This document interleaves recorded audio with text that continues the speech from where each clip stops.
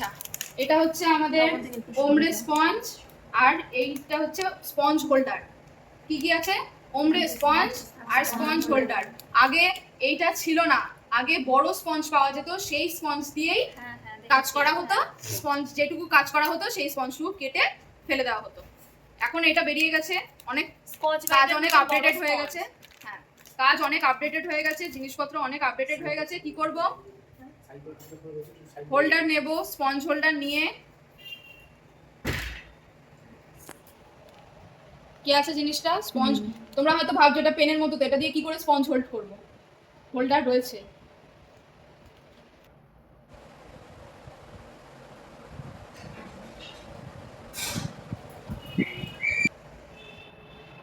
এর মাথায় লাগাবো, একদম মাথায় অল্প একটু নিয়ে লাগালাম, পেনের মতো ধরবো,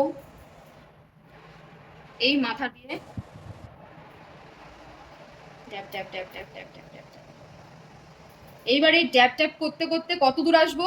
এই মিডিল অবধি। মিডিলের ওপরে উঠবে না, মিডিলের ওপর অবধি একদমই উঠবে না।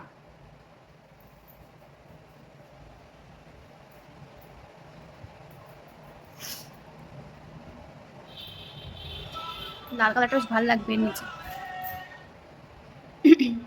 হ্যাঁ বলো বলো। হয়ে গেল। এবার এটাকে কি করব? 30 সেকেন্ড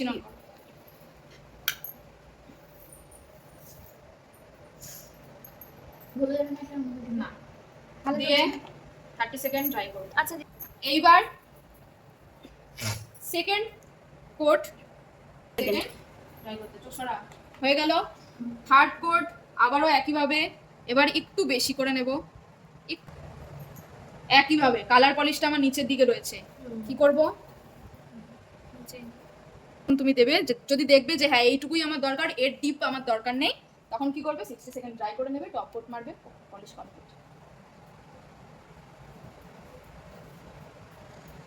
ভালো করে আমি বেশি